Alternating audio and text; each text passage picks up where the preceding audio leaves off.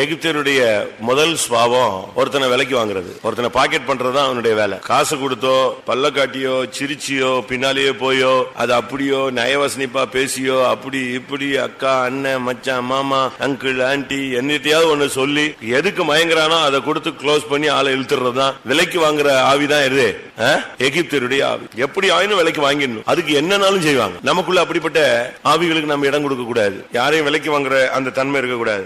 ஆகாபூர் ராஜா, ஆனா அவன் தன்னை தன்னுடைய மனைவியின் இடத்துல விற்று போட்டான்னு சொல்லி எசபேல் இடத்துல நெஞ்சிட்டான், வித்துட்டான். அப்படின்னா அதனுடைய சரியான அர்த்தம் என்ன? அவனை விலைக்கு வாங்கிட்டான்னு அர்த்தம். இவன் வித்துட்டான்னு என்ன அர்த்தம்? இவன் வித்தான்னா இன்னொருத்தி இணைஞ்சிருக்கா, வாங்கியிருக்கா. அது ஒரு ஆவி, எசபேலுடைய ஆவி. நம்ம மத்தவங்களை விலைக்கு வாங்குறது, பாக்கெட் பண்றது. ஒரு சில சொல்லுவாங்க, அவர்லாம் என் பாக்கெட்ல தாங்க இருக்காரு, நான் என்ன சொன்னாலும் கேட்பார், என்ன சொன்னாலும் செய்வார், நான் என்ன சொன்னாலும் ஆடுவார். அப்ப நீ உனக்குள்ள என்ன ஆவி இருக்கு?